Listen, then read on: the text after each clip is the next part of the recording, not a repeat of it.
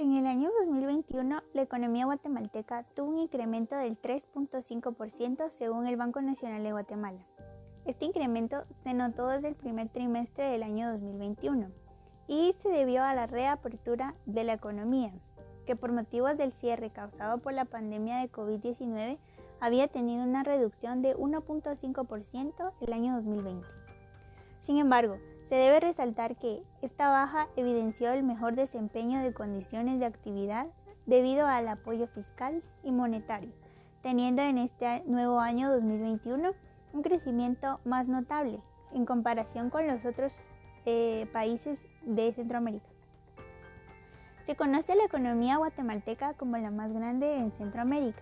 Sin embargo, se coloca en el puesto número 6 entre los países con menor Producto Interno Bruto per cápita y también se posiciona en el puesto número 9 en las economías más grandes de América Latina. Asimismo, en el año 2020 se pudo reconocer que la inflación mostró una notable reducción por las medidas sanitarias que se llevaron a cabo y la reducción de los precios de los productos de la materia prima, haciendo así que en Guatemala la inflación se colocara alrededor de 4.82% en el año 2020. Para los primeros 5 meses del año 2021, esta se situó en el 3.82%. En aspectos internos, podemos hablar sobre la economía guatemalteca como los siguientes. El número 1, las remesas. Las remesas han observado una baja en el año 2020 con solo un registro de 400 millones de dólares. Sin embargo, en el año 2021 se ha registrado un cambio significativo de 1.236.000 dólares hasta el mes de mayo. Se espera que el año 2021 se pueda crear un crecimiento de 15% del Producto Interno Bruto. Número 2, el petróleo. Se debe resaltar que los precios del mercado y la canasta básica en Guatemala están determinados sobre todo por el petróleo y los precios que se manejan internacionalmente. Número 3, el tipo de cambio. El tipo de cambio nominal, según el Banco de Guatemala, se encuentra en $1 equivale a 7.73 quetzales. Este cambio se ha mantenido estable a pesar de la pandemia COVID-19. Número 4, el turismo. Se ha registrado un incremento notable en los ingresos del turismo y viajes, registrando un total de 2.40 millones acumulados en los primeros 8 meses del año 2021. El crédito bancario del sector privado. El Banco de Guatemala muestra que el sector privado ha mostrado un aumento significante. El crédito bancario con mayor porcentaje de crecimiento en 2021 es el microcrédito, llegando a un porcentaje de 39.4%, y continuando con el crédito hipotecario de la vivienda con un porcentaje del 15.1%. Con esto se puede observar que Guatemala tiene una economía bastante aceptable. Sin embargo, el índice de corrupción es alto, haciendo que así la pobreza sea uno de los principales problemas, colocando a Guatemala en uno de los países con mayor desnutrición crónica a nivel mundial y la más alta en Latinoamérica. Se espera que la economía guatemalteca pueda llegar a los porcentajes económicos óptimos, mejorando así la calidad de vida, aumentando la productividad, aumentando la inversión en capital humano y bajando el porcentaje de desempleo, facilitando el ingreso a las personas al mundo laboral. A pesar de que Guatemala cuenta con una economía muy estable, no ha hecho una diferencia en crecimiento. Para impulsar un crecimiento sólido y reducir la pobreza en Guatemala, se requeriría aumentar la productividad y facilitar el ingreso de mujeres al mercado laboral, aumentar las inversiones en capital humano, innovación de infraestructura y abordar desafíos en transparencia, gobernabilidad y seguridad ciudadana. Los sectores económicos de Guatemala son el sector primario, que según los últimos datos del Banco de Guatemala, el sector incluye las actividades de la agricultura, ganadería, caza, silvicultura y pesca, representando en el 2018 el 13.4% del Producto Interno Bruto total del país. Los subsectores más importantes son el sector agrícola tradicional, que se centra en el café, banano, azúcar y cardamomo. El sector agrícola no tradicional, sus bases son las frutas, el caucho y la palma africana. La industria forestal, donde la leña es la mayor fuente de energía primaria, y según el Ministerio de Energía y Minas determinó que el 64% del total de la energía primaria consumida es la leña y que el 97% es para el uso residencial. Además, la industria forestal también abastece otros bienes como la flora, proteína animal y servicios ambientales vinculados a los bosques. La industria de la pesca y acuicultura, entre los productos hidrobiológicos, el camarón es el principal producto que exporta Guatemala y también hay que destacar la actividad del atún dorado y la tilapia.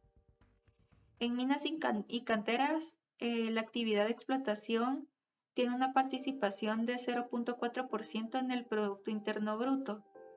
Las principales extracciones son de minerales metálicos como el plomo, zinc y níquel, así como materiales de construcción como son la piedra, arena y arcilla.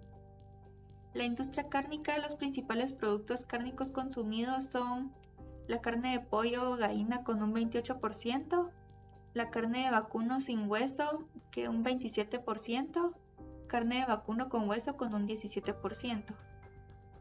El sector secundario se define como el conjunto de trabajos que recoge todas las actividades dedicadas a la transformación, como la industria manufacturera y el sector de la construcción. En el 2018, este sector representó el 20.3% del total del Producto Interno Bruto, según los datos estimados del Banco Central de Guatemala. La industria manufacturera incluye la industria agropecuaria, siendo este uno de los sectores que más aporta al comercio internacional y además genera puestos de trabajo. La industria textil, que esta es la que más contribuye al crecimiento económico nacional y el desarrollo del país. Se estima que el crecimiento viene influenciado por una mayor demanda externa de textiles y prendas de vestir por parte de los Estados Unidos. El sector de la construcción representa un 2.8% del Producto Interno Bruto. Lo que ha mantenido el dinamismo del sector ha sido los proyectos energéticos inmobiliarios y la construcción de centros comerciales. En cuanto a su distribución por zonas, la Municipalidad de Guatemala lidera la construcción, ya que el 45% de obras se realizan ahí, seguidas por Misco con un 23% y Villanueva con un 13%. El sector terciario es el sector de los servicios y es el que más aporta a la producción del país y representa un 65.3% del Producto Interno Bruto de Guatemala. Durante los últimos años en este sector predominan los servicios privados que aportan un Producto Interno Bruto total del 15.9%, el comercio al por mayor y al por menor con un 12%, alquiler y de vivienda con un 9.9%, transporte, almacenamiento y comunicación con un total de 10.5%, y la intermediación financiera, seguros y actividades auxiliares con un 6.3%.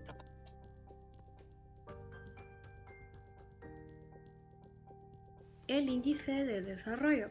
El Índice de Desarrollo Humano, por sus siglas IDH, fue introducido por el Programa de las Naciones Unidas para el Desarrollo y tiene como finalidad medir el progreso, nivel o desarrollo de un país de manera cuantitativa, tomando en cuenta tres variables. Número 1, la esperanza de vida. Número 2, la educación. Y número 3, el ingreso per cápita. Pues estas tres variables en un alto nivel o un alto índice simbolizan que este país goza de un buen desarrollo tanto económico como social. Ahora bien, veamos cómo estas variables se aplican y también cuáles fueron los resultados de Guatemala en estas tres variables en los últimos años. Número 1, la esperanza de vida. La esperanza de vida comprende un aproximado de años que se estima viva una persona desde el momento que nace en determinado territorio. Este puede ser de máximo 85 años de vida. Ahora, Guatemala es uno de los países latinoamericanos con uno de los menores índices de esperanza de vida a comparación de sus países vecinos, ya que se aproxima o se estima que las personas nacidas en el 2020 o en el 2021 gozarán de una esperanza de vida de apenas 73.2 años de vida. Número 2, la educación. El índice de educación cuantifica el progreso de un país en cuanto a los años promedio de escolaridad, que pueden ser de máximo 15 años, y los años esperados de escolarización, que puede ser de máximo 18 años. Ahora bien, en Guatemala, los años aproximados de escolaridad son de 6.5 años, mientras que los años esperados de escolarización son de apenas 10.6 años. La cifra es muy baja. Ahora bien, hay que tomar en cuenta el contexto en el que nos encontramos, pues nos encontramos en una crisis sanitaria por la pandemia del COVID-19 que ha traído nuevos desafíos a la educación que lastimosamente el gobierno no ha sabido cómo superar, y esto ha traído de que la educación se dé de una manera virtual y a distancia. Y es que hay que considerar que solo un 29% de la población cuenta con servicios de Internet, mientras que únicamente un 21.3% cuenta con un dispositivo inteligente como lo es una computadora. Esto ha desencadenado que desde que inició la pandemia aproximadamente 9 millones de alumnos han abandonado sus estudios, una cifra muy preocupante. Avanzamos al número 3, que son los indicadores de ingreso per cápita. El ingreso per cápita es un cálculo que tiene como objetivo el evidenciar el ingreso monetario económico que obtienen los habitantes de un país anualmente para poder sobrevivir dentro de este. Esta cifra se obtiene por medio de una división. Se divide el ingreso nacional por los habitantes aproximados de una nación.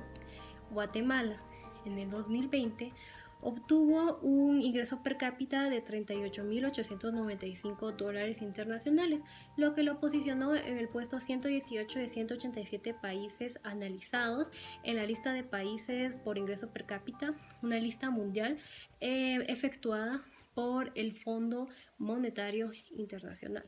Esta cifra lo único que evidencia realmente es la mala calidad de vida en la que viven las y los guatemaltecos.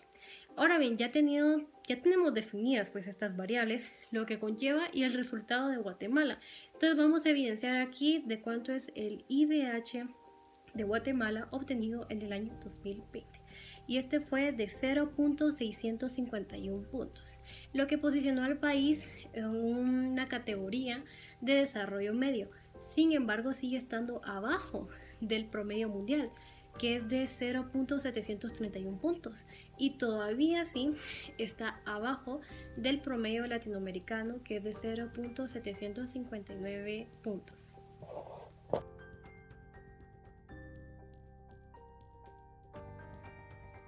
James Medley indica que el desarrollo social es un proceso de promoción del bienestar de las personas en conjunción con un proceso dinámico de desarrollo económico. El desarrollo social es un proceso que, en el transcurso del tiempo, conduce al mejoramiento de las condiciones de vida de toda una población en diferentes ámbitos como la salud, la educación, la nutrición, la vivienda, la vulnerabilidad, la seguridad social, el empleo y los salarios.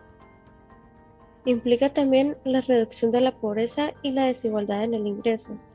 En este proceso es decisivo el papel del Estado como promotor y coordinador del mismo, con activa participación de actores sociales, públicos y privados. El desarrollo social debe conducir a igualar las condiciones de bienestar prevalecientes en las sociedades industrializadas. Si bien actualmente se acepta que el desarrollo social debe adecuarse a las condiciones económicas y sociales particulares de cada país, existen estándares internacionales que se consideran metas sociales deseables. La Organización de las Naciones Unidas y sus diferentes organismos asociados son el referente principal de esta materia. En Guatemala, el pilar de desarrollo social se organiza para propiciar la igualdad de oportunidades, es decir, la posibilidad que puedan tener los guatemaltecos y guatemaltecas de acceder a los bienes y servicios indispensables para su desarrollo y satisfacción de las necesidades básicas como la educación, la salud, la nutrición y vivienda, independientemente de sus características, entorno sociocultural, raza, credo, ingreso, lugar de nacimiento, nivel de educación o condiciones familiares. También busca proteger a los grupos sociales en situaciones de vulnerabilidad que por diferentes factores o motivos enfrentan situaciones de riesgo o discriminación que les impiden alcanzar mejores niveles de vida y, por consiguiente, requieren atención e inversión del Estado para lograr su bienestar. El nivel económico coloca a la sociedad en diferentes clases sociales, que van relacionadas con el tipo y calidad de vida que cada uno posee, tales como la clase alta, media y baja. Y estos niveles se ven reflejados en la vivienda, vestuario y alimentación que cada individuo posee. A su vez, estas condiciones de vida pueden afectar de manera positiva o negativa al individuo en su desarrollo psicosocial al no recibir lo apropiado para un buen desarrollo. Al hacer una retrospección sobre los niveles que ha impuesto la sociedad, encontramos que los padres que no pueden dar una calidad de vida a sus hijos por el bajo nivel económico es porque de igual forma ellos no tuvieron buenas oportunidades, incluyendo tener una buena educación y por lo consiguiente las oportunidades de empleo son escasas y limitan a mejorar su nivel de vida. La consecuencia de un mal desarrollo social conduce a las generaciones a nacer y crecer en un ambiente de violencia y desprecio hacia la vida, siendo afectadas en su capacidad de establecer relaciones sociales sanas, fuertes y de confianza, lo que nos encierra en un círculo vicioso de descomposición social. El papel que cumple el Estado. Primeramente, se ha de tener en claro que el Estado y el gobierno no son sinónimos. Cuando en este documental se haga referencia al concepto de Estado, se tiene la siguiente concepción: una organización política que cuenta con 3 elementos: la población, el territorio y la autoridad, que en una sociedad democrática es el gobierno. Ahora bien, existe un conocimiento general de que la realidad socioeconómica en Guatemala y otros países latinoamericanos no está en su mayor esplendor, y de hecho pareciera que va en un declive constante. Es por esto que para evitar y restaurar esta problemática, se ha de tener presente, vigente y eficaz el rol que debe cumplir el Estado, debido a que un Estado eficaz es esencial para la vida política, económica y social de un país, y también es importante para realizar un cambio significativo en la realidad socioeconómica de un país. Estos papeles o roles que deben cumplir varían dependiendo del ámbito específico en el que se centra. En este caso, debido a que nos toca abordar la perspectiva socioeconómica, esto englobaría el ámbito social y el económico. Así que nos basaremos en los esfuerzos que se han establecido para realizar en estos dos ámbitos, para así obtener nuestra perspectiva socioeconómica. En cuanto al deber del Estado en el aspecto económico, es el de velar por el bien común y lograr una distribución equitativa de la riqueza. Para lograrlo, el Estado debe cumplir múltiples roles y tareas, pero el rol fundamental es el de asegurar las condiciones internas para un buen desarrollo de la economía y solucionar los diferentes problemas económicos de carácter nacional. Para cumplir con tales objetivos, cuenta con instituciones técnicas y especializadas que protegen el funcionamiento de la economía. Continuando con el deber del Estado en el aspecto social, está el que debe promover el desarrollo humano cuando asegure condiciones para que todas las personas expresen sus libertades para vivir vidas prolongadas, saludables, creativas y dignas, ejerciendo sus derechos, entre ellos los relativos a la participación en el desarrollo sostenible y equitativo. Finalizando con el marco legal respecto al papel del Estado en el régimen económico y social, nos abocaremos a la Constitución Política de la República de Guatemala.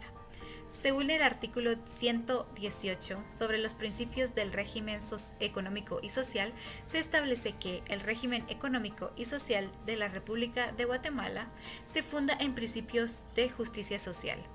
Es obligación del Estado orientar la economía nacional para lograr la utilización de los recursos naturales y el potencial humano, para incrementar la riqueza y tratar de lograr el pleno empleo y la equitativa distribución del ingreso nacional.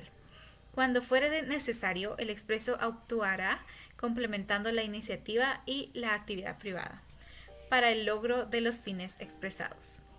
Otra mención que se hace en la Constitución Política de la República de Guatemala con respecto al papel en el régimen económico y social se encuentra en el artículo 119, sobre las obligaciones del Estado, en las que se enumeran algunas que tienen que ver con el desarrollo económico y social. Entre estos están: A. Promover el desarrollo económico de la nación, estimulando la iniciativa en actividades agrícolas, pecuarias, industriales, turísticas y de otra naturaleza. Y el inciso D, que es velar por la elevación del nivel de vida de todos los habitantes del país, procurando el bienestar de la familia. Participación de la mujer en el desarrollo económico y social. Tanto a nivel nacional como internacional, pues la igualdad de género debe ser considerada un derecho humano básico, pues ya sabemos que trae consigo diversas consecuencias socioeconómicas para un país. El empoderamiento femenino puede lograr que se estimule productividad y asimismo pues traer consigo una economía próspera y sólida, pero lamentablemente sabemos que las desigualdades de género siguen estando presentes en nuestra sociedad y presentándose muchas dificultades en la población femenina, como la discriminación laboral, la falta de acceso a educación básica o servicios y atenciones necesarias. Para poder ejemplificar esto, quisiera hablar sobre una organización que apoya a las mujeres, ONU Mujeres. En julio del 2010, pues gracias a la Asamblea General de Naciones Unidas y su creación, ha marcado un paso histórico, pues se puso en marcha los objetivos en la igualdad de género y empoderamiento de mujeres. Y esta oficina se creó y estableció en nuestro país el 15 de junio del 2002, también pues teniendo como objetivo principal fomentar y pues fortalecer responsabilidades en la formación y aplicación de programas que apoyen a la mujer. ¿Cuáles son las funciones de ONU Mujeres? Bueno, número 1 es dar apoyo a entidades intergubernamentales, como la Comisión de Condición Jurídica y Social de la Mujer, que formula políticas y estándares y normas a nivel mundial. Dar apoyo tanto técnico como financiero a los estados miembros para poder ejemplificar estándares y poder establecer alianzas eficaces en la sociedad civil y hacer un sistema de la ONU que rinda cuentas de los compromisos para poder mantener la igualdad de género, incluyendo monitoreo continuo de los progresos dentro de un sistema. El mandato de esta organización principalmente está basado en la visión de igualdad, en la Carta de las Naciones Unidas. ONU Mujeres trabaja principalmente por eliminar la discriminación contra mujeres y niñas y el empoderamiento de las mujeres y el logro de la igualdad entre mujeres. Busca que tanto hombres y mujeres sean socios en el desarrollo de derechos humanos, de la labor humanitaria y paz y seguridad. Principalmente colocan los derechos de las mujeres al centro de todo esfuerzo que se realice y la misma entidad pues coordina y lidera los esfuerzos del sistema de las Naciones Unidas para asegurar que sus compromisos en la equidad de género y la transversalización de género se transformen pues en acciones del mundo. Se otorga un liderazgo fuerte y coherente en apoyo a las prioridades y esfuerzos de los Estados miembros, construyendo alianzas efectivas con la sociedad civil y con otros actores relevantes dentro del mismo. Se busca principalmente pues fomentar la capacidad de distintas instituciones en materia de formación y aplicación de igualdad. Los socios y las socias de trabajo en ONU Mujeres pues colaboran con mecanismos nacionales para la igualdad y la promoción de mujeres, entre ellos la Secretaría Presidencial de la Mujer, CEPREM, la Defensoría de la Mujer Indígena, DEMI, el Instituto Nacional de Estadística, INE, y los ministerios y oficinas sectoriales, así como comisiones legislativas, gobiernos municipales, gobiernos locales y autoridades indígenas, agencias de la ONU, organismos y mecanismos subregionales, sector académico, los defensores de la igualdad de género y las organizaciones de sociedad civil, que especialmente las organizaciones de mujeres indígenas y de mujeres. ONU Mujeres pues busca diversificar la relación entre instituciones, organismos y sectores para tener un avance tanto nacional como internacional.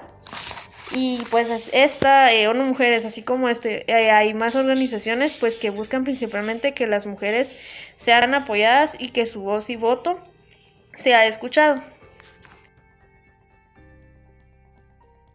deuda externa. La deuda externa se origina en la época de la descolonización.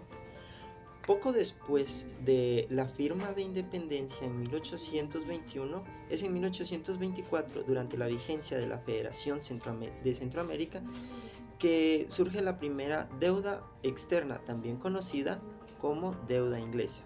Esta no fue una iniciativa local, sino que provino del marqués Mariano de Aycinena, quien fue uno de los primeros firmantes del Acta de Independencia de Guatemala en 1821 y también jefe de Estado de la República Federal Centroamericana en 1827. Fue él quien respondía a ciertos intereses internacionales y debido a esto, este fenómeno de emprestitos se da en la República Federal Centroamericana. No era algo nuevo que digamos, ya que luego de que muchos países de Latinoamérica obtuvieran su independencia, necesitaban poner en marcha un sistema económico propio, para el cual necesitaban también de un capital inicial. Este capital, cuya función primordial sería para la inversión, funcionamiento y desarrollo económico de países independientes recientemente, se solicita a países ricos, más precisamente a algunos de los países conquistadores anteriormente, lo que en cierta manera llega a perpetuar la dependencia de varios países recién independizados de sus propios o antiguos colonizadores, por medio de un vínculo de una deuda adquirida para impulsar su propio desarrollo. Es entonces por la iniciativa de Mariano de Aycinena que la Federación de Centroamérica adquiere la deuda externa o la popular o culturalmente conocida deuda inglesa, que es un préstamo de 7.142.857 pesos, el equivalente a 1 millón de libras esterlinas al 6% anual del valor nominal, el cual fue contraído el 16 de diciembre de 1824 en la casa inglesa David Berkeley y Carlos Herring. Los resultados de la deuda fueron muy malos, esto considerando que de los 7 millones de pesos solamente ingresaron 328.316 pesos, los cuales fueron utilizados de una manera muy improductiva, lo cual no es muy diferente de hoy en día, ya que parte de este dinero se usó solamente para saldar deudas o bien pagar salarios de funcionarios de la Federación Centroamericana de ese entonces, mientras que el resto del dinero desapareció de manera aún no esclarecida hasta el día de hoy. Cuando se da la separación de la Federación Centroamericana desde 1838, que es cuando Nicaragua se separa de la Federación, derivado de una serie de sucesos del año anterior, una vez rota la federación, la deuda se reparte entre los 5 estados de Centroamérica y la llevan consigo durante más de un siglo, hasta que el estado de Guatemala cancela su parte de la deuda. Esto sucede hasta 4 días antes de la renuncia al cargo de presidente de la República, Jorge Ubico, el 27 de junio de 1944, quien ordena realizar el pago total de la deuda por medio del Banco Central de Guatemala, deuda cuyo monto era de un 4% que estimaba a 6.150.000 quetzales, incluyendo el valor de los bonos y los intereses, de lo cual del 100% de la deuda solo se presentaron a cobrar el 75% total de los bonos, quedando un 25% pendiente de parte de tenedores que no se presentaron a hacer su cobro correspondiente. Esto debido al contexto bélico que imperaba en ese entonces en Europa, más claramente la Segunda Guerra Mundial, razón por la que no se terminó de cancelar la deuda inglesa y esta se prolongó por 24 años más. Es hasta 144 años después de haber adquirido la deuda inglesa que finalmente, durante el gobierno de Julio César Méndez Montenegro, en 1968, es cancelada la deuda inglesa totalmente. Una deuda que fue adquirida inicialmente para un plazo de 25 años y que por una serie de diversos sucesos económicos como la Gran Depresión en Inglaterra y Europa, también popularmente o históricamente conocida como la crisis de la deuda de los 30 años en 1825, donde todos los países deudores pasaron más de 30 años sin pagar, es que esta deuda es más de un siglo después de haber sido adquirida, totalmente pagada y saldada por parte del Estado de Guatemala. Deuda externa. La deuda externa se origina en la época de la descolonización. Poco después de la firma de independencia en 1821, es en 1824, durante la vigencia de la Federación de Centroamérica, que surge la primera deuda externa, también conocida como deuda inglesa. Esta no fue una iniciativa local, sino que provino del marqués Mariano de Aycinena, quien fue uno de los primeros firmantes del Acta de Independencia de Guatemala en 1821 y también jefe de Estado de la República Federal Centroamericana en 1827. Fue él quien respondía a ciertos intereses internacionales, y debido a esto, este fenómeno de empréstitos se da en la República Federal Centroamericana. No era algo nuevo que digamos, ya que luego de que muchos países de Latinoamérica obtuvieran su independencia, necesitaban poner en marcha un sistema económico propio, para el cual necesitaban también de un capital inicial.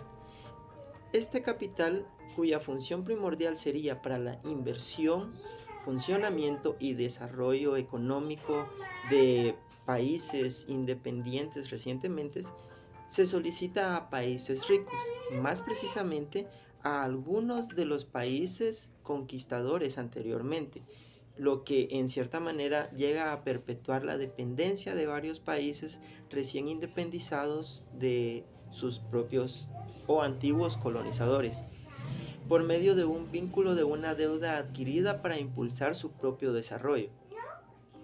Es entonces por la iniciativa de Mariano de Aycinena que la Federación de Centroamérica adquiere la deuda externa, o la popular o culturalmente conocida deuda inglesa, que es un préstamo de 7.142.857 pesos, el equivalente a 1 millón de libras esterlinas al 6% anual del valor nominal, el cual fue contraído el 16 de diciembre de 1824 en la casa inglesa David Berkeley y Carlos Herring. Los resultados de la deuda fueron muy malos, esto considerando que de los 7 millones de pesos solamente ingresaron 328.316 pesos, los cuales fueron utilizados de una manera muy improductiva, lo cual no es muy diferente de hoy en día, ya que parte de este dinero se usó solamente para saldar deudas o bien pagar salarios de funcionarios de la Federación Centroamericana de ese entonces, mientras que el resto del dinero desapareció de manera aún no esclarecida hasta el día de hoy.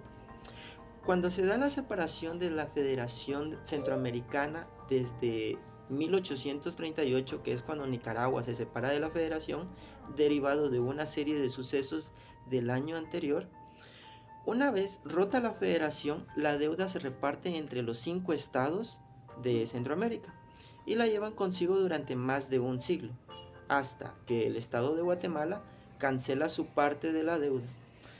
Esto sucede hasta 4 días antes de la renuncia al cargo de presidente de la República, Jorge Ubico, el 27 de junio de 1944, quien ordena realizar el pago total de la deuda por medio del Banco Central de Guatemala, deuda cuyo monto era de un 4% que estimaba a 6.150.000 quetzales, incluyendo el valor de los bonos y los intereses, de lo cual del 100% de la deuda solo se presentaron a cobrar el 75% total de los bonos, quedando un 25% pendiente de parte de tenedores que no se presentaron a hacer su cobro correspondiente. Esto debido al contexto bélico que imperaba en ese entonces en Europa, más claramente la Segunda Guerra Mundial, razón por la que no se terminó de cancelar la deuda inglesa y esta se prolongó por 24 años más. Es hasta 144 años después de haber adquirido la deuda inglesa que finalmente, durante el gobierno de Julio César Méndez Montenegro, en 1968, es cancelada la deuda inglesa totalmente. Una deuda que fue adquirida inicialmente para un plazo de 25 años y que por una serie de diversos sucesos económicos como la Gran Depresión en Inglaterra y Europa, también popularmente o históricamente conocida como la crisis de la deuda de los 30 años en 1825, donde todos los países deudores pasaron más de 30 años sin pagar, es que esta deuda es más de un siglo después de haber sido adquirida, totalmente pagada y saldada por parte del Estado de Guatemala.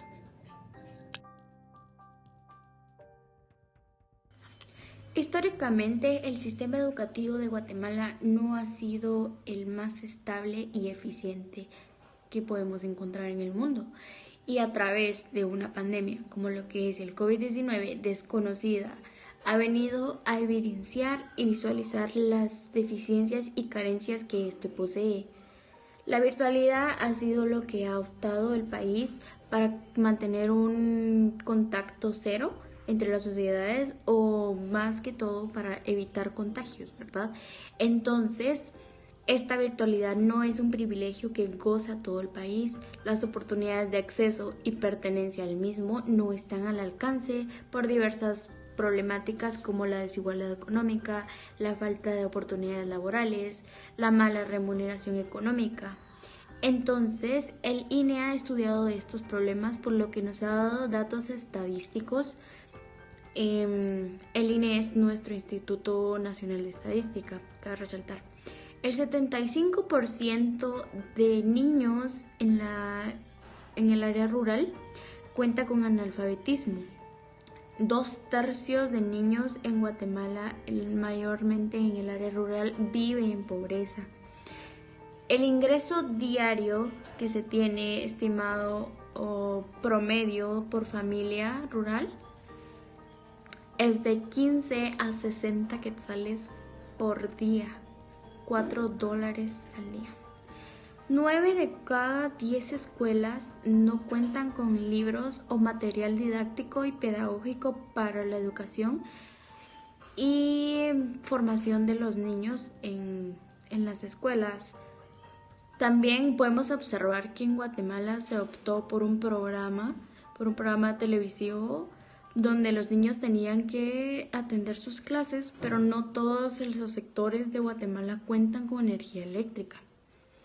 En Guatemala, el 60% de empleos, la computación básica es muy importante para poder obtener un empleo, pero el 79% de alumnos que han alcanzado el nivel básico o diversificado carecen de conocimientos o oportunidades de poder tomar cursos. Entonces, esto es una problemática demasiado evidente.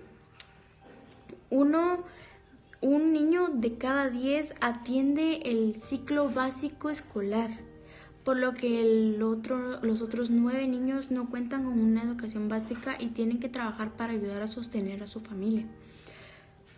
En las niñas indígenas se nota una desigualdad mucho más marcada que en el área de la capital, porque 1 o 8 años es el promedio en el que ellas pueden estudiar. Y si tienen la oportunidad de seguir estudiando, así como niños, pues hay maestros que no están totalmente preparados para poder dar una educación igualitaria y efectiva. El gobierno de Guatemala invierte 2.670.708.000 quetzales al sistema educativo, pero en su mayoría estos no alcanzan sino más para pagar los sueldos de los docentes. Los conflictos que provocan la educación a virtualidad pues son el fracaso emocional, psicológico, problemas familiares, personales, emocionales, de ánimo. Entonces, la educación a distancia no es una alternativa viable en su totalidad o efectiva para un país en desarrollo como lo es Guatemala.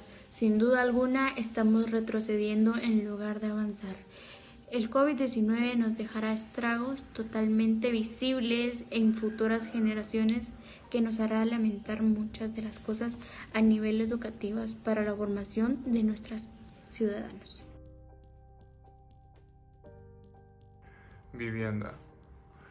El artículo 25.1 de la Declaración Universal de los Derechos Humanos dice que toda persona tiene derecho a un nivel de vida adecuado, que le asegure así como a su familia la salud y el bienestar.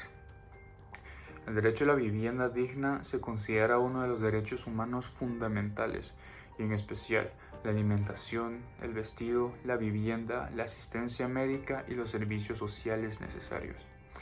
El ser humano siempre ha tenido la necesidad de refugiarse para contrarrestar las condiciones adversas de vivir a la intemperie.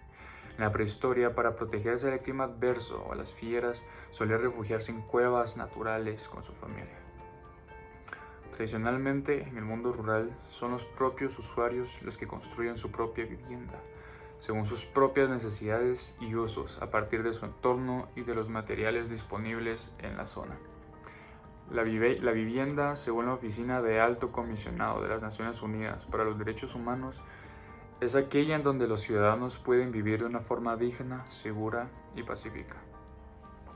Una vivienda digna significa tener el derecho de una vida adecuada. Se debe ubicar en espacios seguros, adecuados y bien equipados en la urbanización, en donde tengan servicios, con espacios intermedios que hagan posible una comunicación y permita socializar con vecinos, y donde el desarrollo familiar sea algo posible. En Guatemala es una misión casi imposible desarrollar una planificación urbana que incluya proyectos que unan a las sociedades en relación a sus funciones y en sus medios ambientales, en los que sean posibles ejecutar proyectos habitacionales adecuados, donde la tenencia de la tierra ha identificado que el 30% no tiene certeza jurídica y otros casos de impunidad. Como se menciona, vivienda es un derecho fundamental. Sin embargo, para 1,6 millones de hogares en Guatemala esto no es posible, no sucede. Se estima que estas carencias de vivienda aumentan un 2% cada año, lo que significa que hay una constante necesidad de una vivienda nueva o de mejorar las casas. La Fundación del Hábitat mencionó que el país necesita cubrir un déficit de 1,7 millones de viviendas. Guatemala está en una fase de urbanización y a la vez busca respuestas para reducir el déficit habitacional con el fin de ofrecer viviendas dignas que incluyan servicios básicos, para que de esa forma los habitantes tengan oportunidad de tener un presente y un futuro más digno. La solución definitiva no llega, y un problema social surgido hace más de 100 años permanece: los asentamientos. Techo por Guatemala realizó un censo en el cual se contabilizó 157 asentamientos en la capital desde 2015. Las personas que habitan en esos asentamientos se encuentran en casas en condiciones deplorables, indignantes y antihigiénicas, por lo que carecen en todo sentido de una vivienda digna, como antes se mencionaba que era un derecho fundamental para el ser humano. A esta condición se le conoce como déficit cualitativo. Cabe mencionar que no todas las personas pobres viven en asentamientos, ni todas las personas que viven en los asentamientos son personas pobres. En algunas de estas viviendas habitan personas con ingresos medios, como los albañiles, los meseros, los mensajeros, y sin embargo, esta población cuenta con ingresos de hasta 4 salarios mínimos. La CCG y la Asociación Nacional de Constructores de Viviendas, ANACOVI, detectaron 874.726 viviendas, en las cuales es necesario agregar el déficit, ya que las mismas no cuentan con los servicios básicos. Y con este dato se obtuvo el nuevo dato de déficit, que es de 2.237.957. El sistema de salud de Guatemala está formado por un sector público y otro privado. El sector público comprende, en primera instancia, al Ministerio de Salud Pública y Asistencia Social, el cual formalmente ofrece atención al 70% de la población. En segundo lugar está el Instituto Guatemalteco de Seguridad Social, que da cobertura a menos del 17.45% de la población asociada con el trabajo formal. Al final, la sanidad militar cubre a los miembros de las Fuerzas Armadas y la policía, incluyendo a sus familias, menos del 0.5% de la población.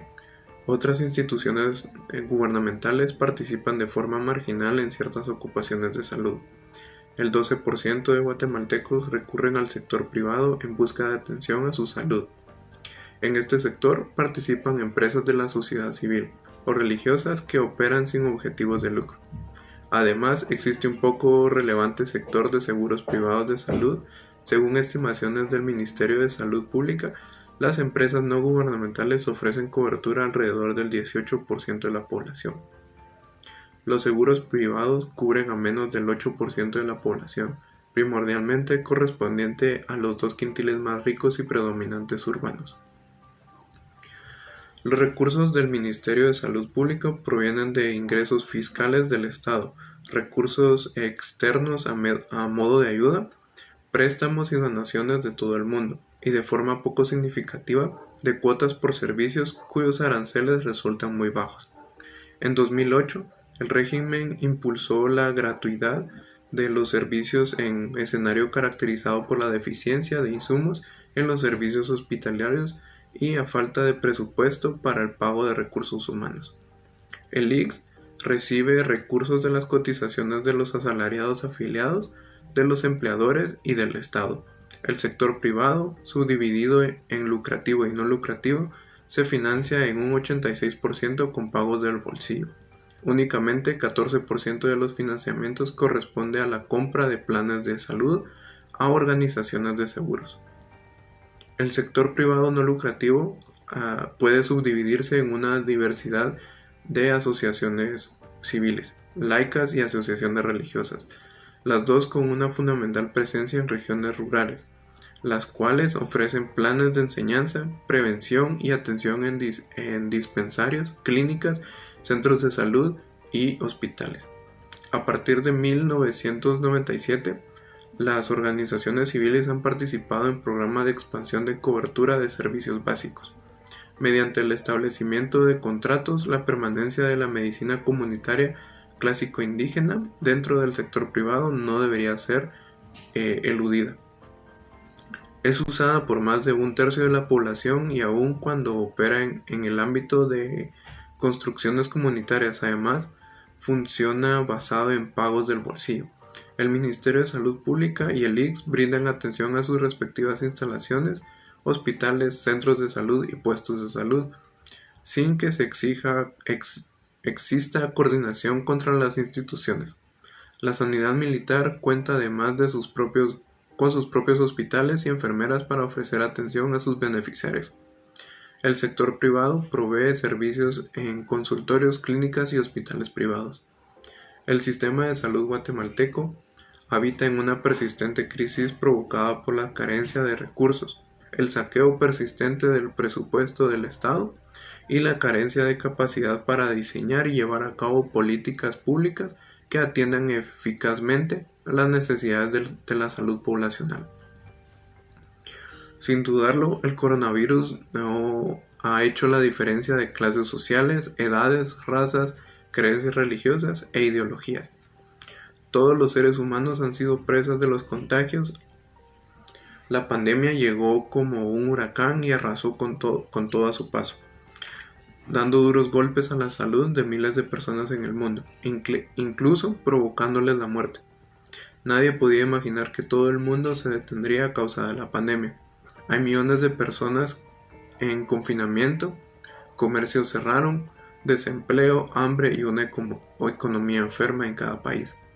Además, a su paso, la pandemia evidencia un sistema de salud raquítico y un estado que no ha sido eficaz ni capaz de resolver temas vitales. El panorama en Guatemala frente a la crisis del COVID-19 no ha sido alentadora.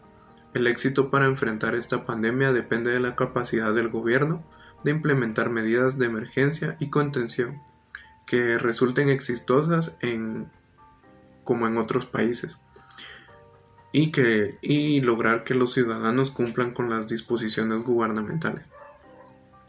dos tareas nada sencillas en un país con instituciones precarias como lo es Guatemala.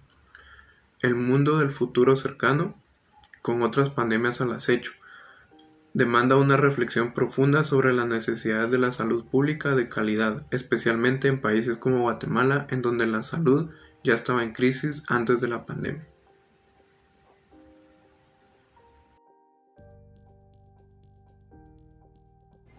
A mí me corresponde hablarles sobre el trabajo. ¿Qué es el trabajo? El trabajo es una actividad esencialmente humana que es compleja, es relativamente estable y varía según el contexto sociocultural, el potencial tanto de la persona con respecto a sus capacidades y las posibilidades que le ofrece su entorno. Se orienta a la obtención de medios y transformación de los recursos, asimismo la producción de bienes y servicios para garantizar así la supervivencia y satisfacer las necesidades básicas. Ahora les hablaré sobre el trabajo en Guatemala, empezando por el trabajo que desempeñan las mujeres guatemaltecas. Las mujeres juegan un papel muy importante dentro del funcionamiento de las organizaciones y en conjunto de una sociedad, y conforman la primera institución que es la familia. Además, contribuyen en el trabajo reproductivo y productivo. No obstante, las mujeres durante años han sido atribuidas exclusivamente a las tareas hogareñas y al cuidado familiar, sin recibir a cambio ningún tipo de retribución económica, y este tipo de actividad constituye una de las formas de trabajo no remunerado que ejercen las mujeres en su mayoría. ¿Qué es el trabajo de cuidado? Pues la mujer dedica en promedio 6.1 horas al día al trabajo no remunerado dentro del hogar, mientras que el hombre solamente dedica 2.6 horas al día al trabajo no remunerado dentro de su hogar. Además, el salario de la mujer, es decir, su remuneración económica, es inferior a la del hombre. Específicamente solo representa el 78% del salario promedio de los hombres y han sufrido discriminaciones que se manifiestan de diversas formas, como podría ser la diferencia salarial, los despidos por embarazo, el llamado techo de cristal, que constituyen como obstáculos que se le anteponen a las mujeres que impiden o dificultan su progreso. Además, enfrentan formas de abuso sexual, violencia económica y psicológica, como hacerla sentir inferior, incapaz, poco intelectual y un objeto sexual, evidenciando así el machismo y la desigualdad de género y la cultura del patriarcado en nuestro país. Además, el desempleo afecta mayormente a las mujeres. Las mujeres ven disminuidas sus posibilidades de educación formal, debido a las responsabilidades domésticas y de cuidado que se le atribuyen desde la niñez. La maternidad es considerada también determinante para las mujeres en su ingreso al campo laboral, ya que impacta en su disponibilidad para trabajar y dependerá también del apoyo económico de su familia o de su pareja, es decir, su situación conyugal, y también del número de hijos que tiene. Las niñas se encuentran además limitadas en sus oportunidades educativas, siendo las principales causas de la inasistencia escolar la falta de recursos económicos, es decir, la pobreza, la realización de oficios domésticos, el trabajo, embarazos tempranos y el desinterés hacia los estudios por parte de los jóvenes, lo que dificulta una inserción laboral decente posteriormente en la vida adulta y ejercen trabajos mal remunerados en el sector informal. Por otro lado, la población indígena se encuentra conformada por un 6.5 millones de la población total que hay en Guatemala. La situación socioeconómica de los indígenas se encuentra marcada por la desigualdad, la exclusión, la marginación socioeconómica, el racismo y la falta de oportunidades educativas y laborales, que los colocan en una situación de pobreza. Además, enfrentan una profunda ignorancia y analfabetismo, deserción escolar y baja escolaridad, apenas alcanzando la educación primaria y la educación secundaria, siendo 3.5 los años en promedio de escolaridad en la población indígena. Al carecer de preparación académica, pues califican como mano de obra barata y normalmente laboran en el campo, realizando actividades de tipo agrícola, laboran especialmente en el sector informal, desempeñando actividades de comercio, en el sector informal, por ejemplo, también en la prestación de servicios o como vendedores informales, y tomando en cuenta su situación socioeconómica, son más vulnerables a la explotación laboral y al desempleo. Además, el trabajar en el sector informal, esto es una causa de riesgo para que estas personas no tengan un contrato laboral, prestaciones, una bonificación, por ejemplo, y esto lo califican como inestabilidad laboral y malas condiciones de trabajo. El desempleo también es del 2.5% en nuestro país y predomina para la población adolescente, para las mujeres y para la población indígena, pues estos enfrentan más complicaciones en su inserción laboral. Asimismo, predomina el sector informal, como ya lo mencioné, que se encuentra conformado por el 70%, y el sector informal es el que más predomina en nuestra población guatemalteca, pues debido a la baja escolaridad que poseen las personas y la falta de preparación académica, para que posteriormente no puedan introducirse en el campo laboral formal, que ésta está conformada solamente por el 29%. Además, el desempleo predomina para las mujeres, siendo el 4.6%, y para los hombres un 2.4%.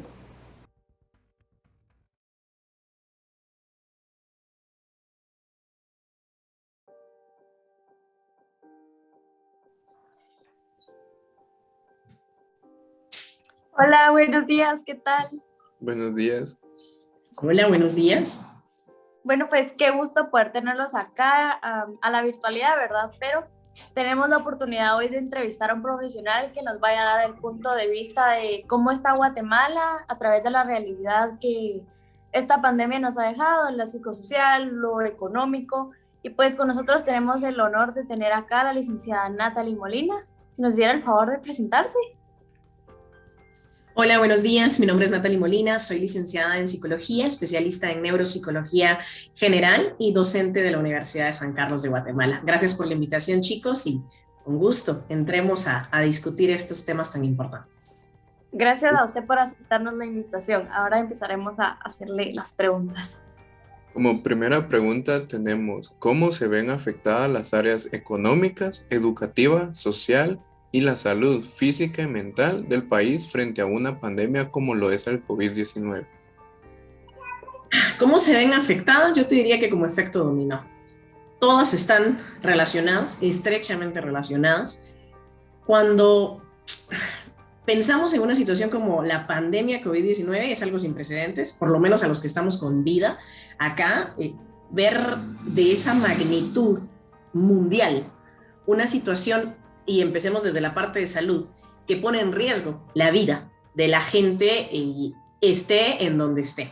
Un virus con la facilidad de contagio como lo es COVID-19 y cómo la manera de contener resulta afectando a las otras esferas. ¿A qué me refiero? A que la única forma era evitando el contacto entre seres humanos. Y eso pone restricciones concretas en que se salgan de los espacios. Se empezó a manejar con esta cuarentena en su momento parecida a la de una película, pero pues esto hace que la gente deje de ir a espacios de trabajo, deje de ir a espacios de estudio, tanto a nivel de infancia, colegios, como a nivel de educación superior. Entonces los espacios en donde las personas se relacionan generalmente murieron. A eso agreguemos espacios de recreación, donde las personas podrían ir a comer, podrían ir a tomar un helado, podrían ir a pasar una noche de fiesta, cesa. Para esto vamos cerca de pegarle a los 2 años de que la interacción social, natural, que veníamos manteniendo durante los años, ya nos está dando. Se busca siempre, el cerebro y el ser humano tiene la tendencia a adaptarse. Y se intenta entonces alcanzar alguna manera de continuar relacionándonos, y esta, en la que estamos relacionándonos ahorita, fue la que surgió como alternativa, la virtualidad.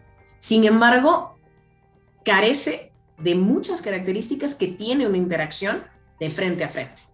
El contacto físico, por ejemplo, y aquí nos vamos a ir a la parte también de desarrollo en los niños. El poder estar en contacto con el juego entre pares desarrolla ciertas partes del cerebro y cierta estabilidad en cuanto a la interacción que genera esto para un cerebro de un niño. Y todos los niños estos 2 años no han tenido esas posibilidades. En casa, únicamente relacionadas con adultos. Entonces, pensemos en salud mental. Altísimo el hecho de no tener espacios que sean válvulas de escape para elementos de estrés, para cuestiones de ansiedad, hace que las patologías previas que estaban de repente en un nivel manejable, porque habían estos espacios en donde las personas podían regularse, truenan.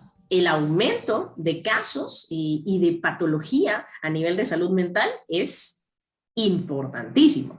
Los profesionales que estamos en clínica lo vivimos en carne, ¿verdad? De tener una solicitud de consultas, ¿qué te diré yo? 3, 4 a la semana, pasamos a tener 10, 12 a la semana de personas pidiendo atención psicológica porque no daban más. ¿Por qué? Porque resulta que ahora me quedo más en casa y voy a tener que hacerle frente a situaciones a las que yo le escapaba.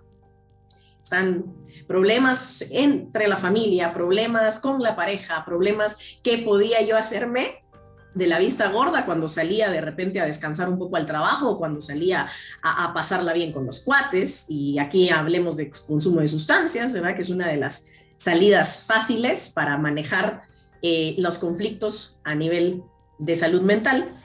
Por supuesto, no la salud, no va a ser una salida saludable, claro está, ¿verdad? Pero es una que mantiene hasta cierto punto una aparente estabilidad. Ausencia de esto y revienta todo lo que no se había enfrentado antes, así que muchísimos cuadros de ansiedad, de estrés que no está siendo controlado, aumenta. Entonces eso en cuanto a salud mental, ¿verdad? Y obviamente sabemos que la salud mental es pilar que teje todo y vamos a encontrar afecciones en los otros espacios. Sin poder laborar, sin poder tener clientes en los negocios, hablemos de economía, se vienen al suelo. Y es fácil notarlo ahora cuando ustedes van a un centro comercial, la cantidad de locales que están vacíos por negocios que no fueron capaces de sostener una economía con ausencia de clientes. Y esto es un círculo, ¿verdad? El cliente que necesitaba este espacio para sentirse mejor, la persona que necesitaba percibir a ese cliente para generar ingresos, ingresos que eran necesarios para pagar a su trabajador, trabajadores que caen en desempleo. Entonces, vamos a un círculo complejo. ¿Y cómo? Te digo, afectados grandemente todas las áreas que me preguntaste. Una interviene en la otra y viceversa. Qué interesante, gracias por su punto. La siguiente pregunta es, la situación de pobreza, desempleo, deserción escolar y por ende analfabetismo han aumentado en Guatemala. ¿Qué población cree que ha sido la más vulnerable de dichos fenómenos? Yo diría que vulnerables todos, porque con esta situación, justo lo que estábamos hablando antes, nos dimos cuenta cómo realmente todos dependemos de todos. Y cuando empezamos a faltar, algunos, ¿verdad? Cuando ya no están llegando los que llegaban a ese restaurantito, ¿verdad? El restaurantito se viene abajo, ¿verdad? Y entonces todos los meseros de ese restaurante pierden su empleo y al perder este empleo vamos a tener aumento de delincuencia, tenemos niños que no tienen entonces qué comer, en ese desarrollo cerebral entramos a problemas de desnutrición. O sea, es un ciclo complejo. No me pongo a pensar cuando decís qué sector, yo diría que pues la mayoría de población, el sector de la clase media baja, ¿verdad? Todas estas, y la clase baja por supuesto, aunque me pongo a pensar, la población que ha vivido en pobreza en Guatemala y pobreza extrema, les suena muy parecido, ¿no? El estilo de vida que ellos han sido las poblaciones que viven a $1 al día y han vivido en esta escasez, ¿verdad? Pero las poblaciones que estaban de repente en un estrato bajo medio, que estaban empezando de repente a experimentar un estilo de vida diferente, por lo menos a tener que comer, así fuera poquito todos los días, y luego pierdo el empleo, ¿con qué? ¿Cómo? ¿Verdad? Yo diría que ese sector. Obviamente la clase alta, la clase media alta resiente, pero el problema hacia las clases medias altas viene siendo esto, el manejo del estrés, porque entonces ya no tengo a dónde salir, ¿verdad? Es un problema diferente el tener que lidiar con no tengo que comer, no tengo que darle de comer a mis hijos, con no tengo dónde distraerme del estrés que me genera el que no puedo llevar mi Mercedes a pasear y que me lo chuleen, ¿no? Totalmente distinto, pero vamos a ver afecciones en todas las esferas. Yo diría más vulnerable la sección que estaba entre la clase baja y la clase media baja. Yo diría que por ahí. Todos los que quedaron desempleados por estos negocios que murieron, ¿verdad? El dueño del negocio seguramente sufre, por supuesto, y se vio afectado, pero se vio afectado con que no le salió un negocio. Para ya tener un negocio quiere decir que estás en un estratus económico un poquito mayor y por lo menos ya no te falta la comida. Pero el que sí dependía de ese negocio para llevar la leche a sus hijos, yo diría que esa ese sector de la población. Gracias, Lick. Y hablando de este tema de economía de las personas, ¿será posible o recuperar o equilibrar la posición económica del país? Obviamente en Guatemala siempre ha habido una posición económica baja por tipo de deudas externa y todo este tipo, pero hemos notado que ha aumentado, tomando en cuenta que actualmente la deuda externa por cada guatemalteco se debe más de 11.200 quetzales. ¿Qué tal? ¿No? Nada menos, o sea, porque lo que le van a heredar a sus hijos, una deudita así, sencilla, ¿no? Deuda externa, chicos, o sea, venimos a nivel de gobiernos haciendo las cosas muy mal desde siempre, ¿verdad? Hablar de recuperarnos o de alcanzar un equilibrio se ve complicado, aunque sí hay que marcar una diferencia entre cómo está la situación económica y la situación financiera, que no es lo mismo. La situación económica de Guatemala, una de lo que sostiene la economía de este país importante son las remesas. No sé si ustedes lo sabían, pero las remesas son uno de los ingresos más fuertes que mantienen. Mientras esas remesas estén, ¿verdad?, nuestra economía es bastante estable. ¿Qué es lo que nos quita la estabilidad? La corrupción. O sea, plata que ingresa a nivel de forma de impuestos o lo que sea, y se la clavan, pues definitivamente va a generar un déficit en lo que el país está produciendo y lo que puede costear, digamos, en cuanto a deudas. Hay que señalar también el tema de corrupción en cuanto a las vacunas, porque se adquirió una deuda muy importante con esa compra de vacunas que no llegaron, ¿no? Entonces, cuando se adquiere una deuda, pero con esa deuda se soluciona un problema, en este caso salud, digo, bueno, vale la pena. Tenemos viva a una población, tenemos activa a la población, viven los guatemaltecos para seguir haciendo productivo el país y con eso generar plata y pagar esa deuda, ¿no? Pero si se adquirió la deuda y las vacunas no llegaron y la gente murió, entonces, ¿dónde está esa fuerza laboral que se murió? ¿No? Entonces, ¿cómo vamos a devolver eso que se debe? Entonces, ahí sí hay algo importante. En cuanto a las remesas, obviamente como hubo mucha también deserción en cuanto a la migración, que es un tema mucho más amplio, pero menos guatemaltecos logran salir porque se ponen más rígidos los países por el tema del contagio, a cerrar fronteras. Entonces ahí sí vamos a notar que de repente hay un descenso en las personas que logran enviar estas remesas desde fuera. Y no se diga, o sea, no podemos dejar de mencionar que la pandemia es mundial. Entonces, los que enviaban remesas en sus países, Estados Unidos, Canadá, en donde estén los guatemaltecos que envían este dinero hacia acá, también muchos de ellos perdieron empleos. Entonces ahí sí vemos una baja, ¿ah? Y de recuperarlo, de encontrar ese equilibrio, yo diría que el momento en el que, y esto sí va a sonar bien utópico, cuando empiecen a dejar de llegar personalidades psicopáticas al poder, pues ahí, cuando estas personas que toman decisiones y este círculo de corrupción empiece de una u otra manera a ceder un poco, a que la justicia empiece a aplicarse a... Tuvimos un alegrón hace algunos años con todo lo que sucedió con Otto Pérez y Roxana Valdetti, y este tema en que el pueblo se unió y logramos sacarlos, y pues de repente están, entre comillas, pues pagando sus delitos, pues da una perspectiva de esperanza en que al rato, si vamos generando más conciencia, si vamos educando más en cuanto al daño que crea la corrupción, nos genera a todos, al rato, les digo, yo soy muy optimista. A mí me gusta pensar que podría ser que a más sigamos trabajando en educación, pudiéramos llegar a recuperarla. No la veo a corto plazo, claro está. O sea, son años de deuda externa, son años de corrupción, o sea, esto es un proceso a largo plazo, pero el ya estar hablando de esto, el que ustedes ya están interesados en este tipo de cosas, ya da una luz de pensar que mentes jóvenes empiezan a crear más conciencia y a unirse más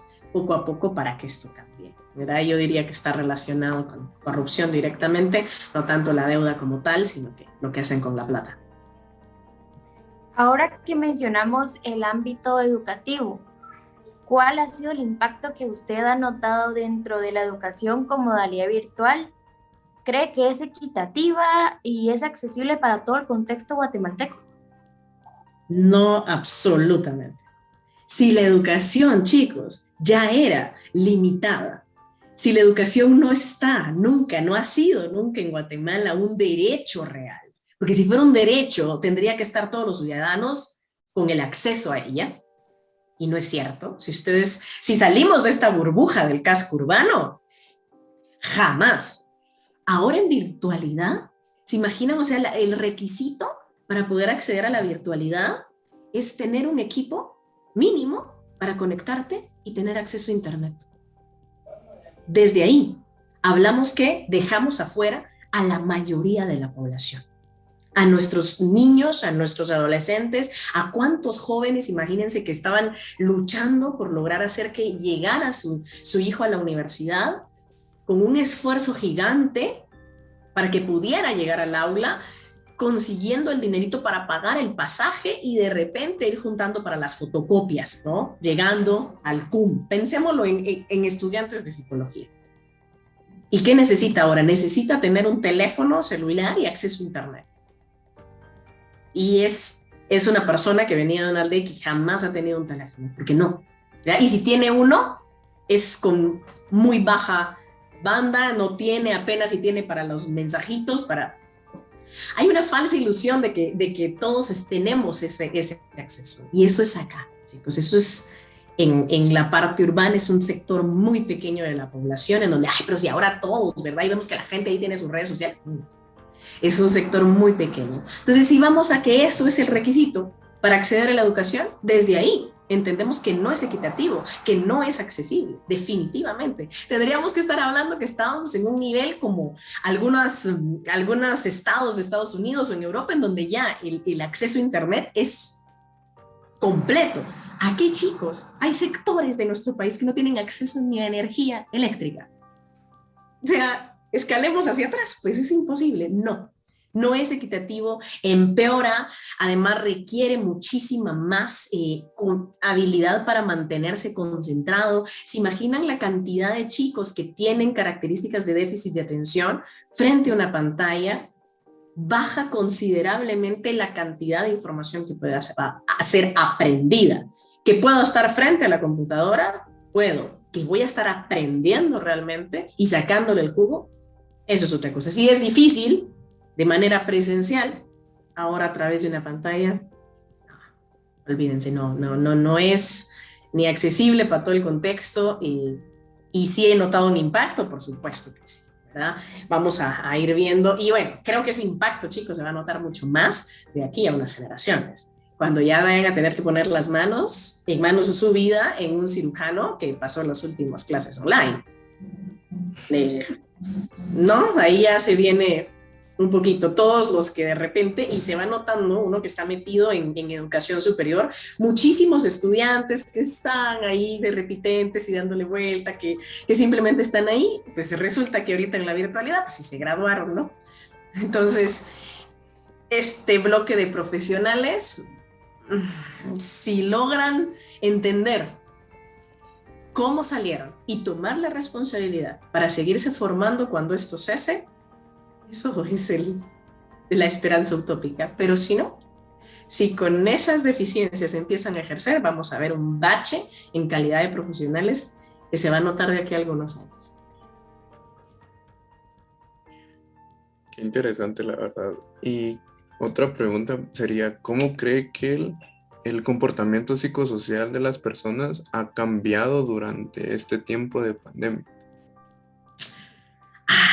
Sí, ha cambiado en cuanto a la manera en la que se relacionan unos con otros. Si estábamos lejos antes, chicos, ahora más. La gente vive con miedo. Muchos salen con miedo. El estar cerca ya de otro ser humano, el permitir que alguien se le acerque, que eso ya por las variables de violencia que hay en estas culturas, como la de guatemalteca, ya de por sí que se le acerque a alguien a uno que no conoce, ya uno estaba a la defensiva, pero ahora que se te acerque a alguien, ya de por sí estás a la defensiva porque te puede asaltar, ¿qué tal? Y segundo, ¿qué tal? Que me contagia, ¿no? Madre, o sea, se creó una psicosis colectiva, una neurosis colectiva más bien, complicada con el tema del virus. Todo el mundo sentía que todo el mundo estaba enfermo. Tú ya no puedes tener una tosecita ahí de que te estás ahogando con algo que tomaste, porque vas a ser visto y estigmatizado como alguien enfermo de COVID. Y entonces, y al principio estuvo muchísimo más fuerte. Cuando estábamos en la cuarentena restrictiva, era un estigma tremendo, ¿verdad? La gente, incluso en algunos lugares, queriendo quemar la casa de las personas que estaban enfermas. O sea, una cosa compleja con tal de, por este temor, porque hemos visto a gente morir de COVID. Entonces, el ver al otro como una amenaza, chicos, aumentó. Y eso cambia las dinámicas, definitivamente. En algunos lugares, y cómo va cediendo, ¿verdad? Se detonan estas como características agorafóbicas. ¿Eso qué quiere decir? Como temor a salir de los espacios cerrados y relacionarme con otros, ha aumentado muchísimo, ¿verdad? Yo tengo casos en clínica de personas que no logran salir de su casa, que el temor es tremendo, que no logran integrar la manera de cómo utilizar las medidas de bioseguridad para poder salir de ese espacio, y que consideran que si salen a la puerta sin mascarilla se contagian. O sea, generó una manera, es una neurosis colectiva que hace que nos relacionemos de manera distinta. Mucho miedo hacia el otro, y el otro ya no es alguien que a mí me llame la atención atrapar, sino que es alguien de quien yo me tengo que defender. Y eso es un comportamiento psicosocial totalmente distinto a lo anterior, que era pues sí, un fulano, una mengana, e incluso piensen cómo coqueteaba la gente antes en un bar. Ya, se te me acerca, yo la linda, ¿verdad? Y aparecía, ¿no? Una relación a través de eso. Y ahora, si yo te conozco y venís ahí sin mascarilla, pues ni te me acerques. O sea, es por mencionar un espacio, ¿verdad? De cómo puede ir cambiando ese comportamiento psicosocial. El otro como amenaza. Bueno, y como dice que la histeria, ¿verdad? De que antes uno estornudaba y saluda, ahora quítate de acá. Totalmente. Bueno, como última pregunta tenemos: ¿qué aporte positivo podría brindarnos al contexto que actualmente vivimos? Mira, sí, muchas cosas negativas, pero me gusta esta pregunta, porque no todo es necesariamente malo, mucha. Cambiaron los hábitos de higiene de la gente. Eso yo diría que es sumamente positivo. Si ustedes véanlo en su carne, ¿se enfermaron estos años tanto como se enfermaban hace algunos años? Probablemente no. No han tenido problemas gástricos, problemas respiratorios, así de que uno generalmente tenía por lo menos unas 3 gripes casi que al año, o algún problema así de algo que comí. ¿Y esto por qué era? Porque realmente éramos sucios, chicos. En realidad, el latinoamericano es sucio. Y vemos la diferencia, y esto es interesante cuando se comparan cómo pegó la pandemia en sociedades y en culturas como las asiáticas o las orientales versus Latinoamérica, porque son sociedades que han sido históricamente más limpias. Si ustedes van a una sociedad oriental, las personas desde siempre, un zapato que viene sucio de la calle no entra al hogar. Y nosotros aquí con los tenis, mamarrachos, chucos, machuqué, lo que fuera, en la camioneta y todo, y así me voy a meter a la cama. Eso era algo que sucedía antes.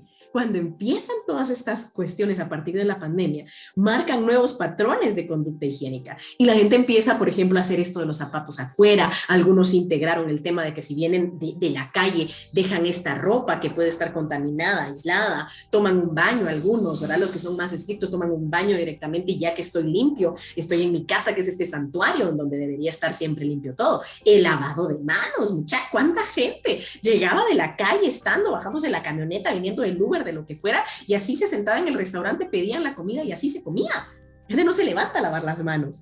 Y son hábitos que de repente empezaron a incluirse ahora. Yo diría que eso es positivo en cuanto a salud física. ¿Qué otra cosa? Creo que el estar más ante los momentos críticos, en los momentos críticos es en donde aparece dolor, y el dolor es transformador, chicos. Y si se utiliza ese dolor para bien, para poder entender esta diferencia de, dirán los memes, qué felices éramos, empezar entonces a tener una conciencia para valorar las pequeñas cosas que no se valoraban antes. Y el poder decir, el compartir con una persona, no es solo así, es un privilegio rico el poder estar en un espacio con otro, el que este otro me preste atención, el que yo le preste atención, el que yo sea visto y reconocido por él, y yo reconocer al otro. empieza a prestar como más valor porque yo ya no puedo hacerlo ahora desde la pandemia. Entonces empieza estos espacios, el ponernos cara a cara a nuestros propios fantasmas en este encierro, hizo que la gente buscara ayuda. Eso es algo positivo. Que la gente empezara a decir la salud mental, yo ya no puedo más. Esto está reventando. Lamentablemente tenemos que llegar a ese punto de que ya no puedo más para pedir ayuda, pero pidieron ayuda, mucha gente. Entonces empieza, tal vez creo que podría ser una pequeña bomba o un pequeño trampolín a que la gente empiece a acercarse más, a reconocernos más a nosotros como profesionales de la salud mental y a decir, madre, bueno, yo puedo comer saludable, hacer ejercicio, pero mientras no arregle los conflictos que tengo a nivel mental, nada se arregla. Entonces, esa conciencia de la importancia en salud mental podría ser uno de estos elementos positivos que la pandemia trae. En cuanto al pensar que el contexto actual, ¿qué más, chicos? Yo les diría positivo, el acceso de algunos también, pensemos no tan drástico en la pregunta anterior en cuanto a la virtualidad. Esta virtualidad nos acerca de una manera diferente. Muchas personas que no tenían la posibilidad por tiempo o por otras circunstancias, ahora sí pueden acceder a conferencias, a congresos, a simposios. Eso es un boom en educación que yo les diría positivo. El que lo pueda aprovechar bien, ¿verdad? El que sí tiene los recursos. No hablamos del otro si es accesible a todos, no, pero para los que sí, yo diría que eso es un contexto positivo. Podemos participar de eventos que se dan del otro lado del mundo de calidad excelente que no se podía antes porque había que tener la plata para pagar el boleto y llegar al Congreso de París. Y ahora, como está en virtualidad, yo diría que eso es algo positivo. Yo pues tendré que pagar nada más la entrada al Congreso, pero ya no el boleto. Entonces se vuelve un poquito más accesible para esos grupos. Diría esos 3 puntos se me vienen ahorita a la mente como positivos. Bueno, entonces, qué interesantes sus respuestas, licenciada. Y como pequeño resumen, pues hacer saber que la pandemia ha cambiado muchas cosas en cuanto a educación, economía, en realidad social guatemalteca, pero siempre está, como usted lo menciona, el lado positivo, la pequeña esperanza de que todo mejore. Y también queríamos agradecerle a usted por responder nuestras preguntas y eso sería todo. Muchas gracias. Gracias por brindarnos tu tiempo. Un placer, chicos. Muchas gracias. Gracias. Gracias.